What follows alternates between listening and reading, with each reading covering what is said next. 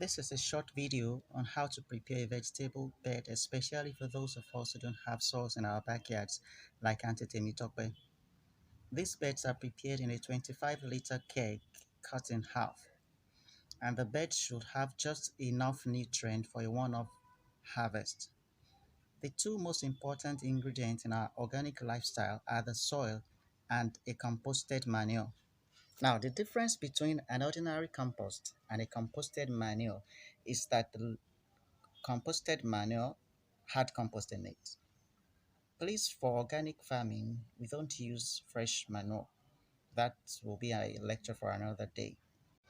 So, this compost had manure like cow droppings and chicken droppings in the right proportion during the composting process. Our soil to compost ratio should be about 4 to 1. This will provide enough nutrients needed by our crops throughout their entire growth life.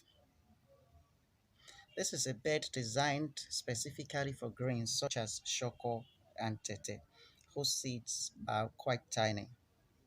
You mix the composted manure completely into the soil, ensuring the mix is turned from base to the surface. The composted manure is going to provide nutrient for our hungry vegetables once they begin to sprout. You mix thoroughly until everything is well integrated into the soil. The vegetables here are intended for a single harvest only. For those who want to harvest for over a period of time, you will require more soil depth to sustain the crops for the duration of the season.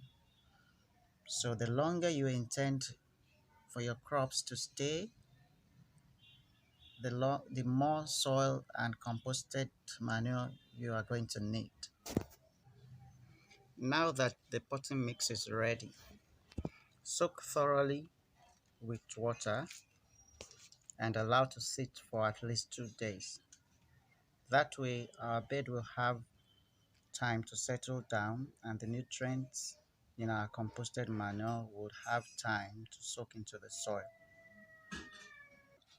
Another benefit of allowing the bed to sit for a few days is that the wheat seeds, which usually germinate fast, will have time to germinate, and that way we remove them before we do our planting.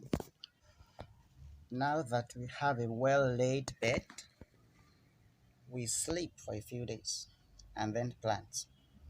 Thanks for watching and don't stop growing.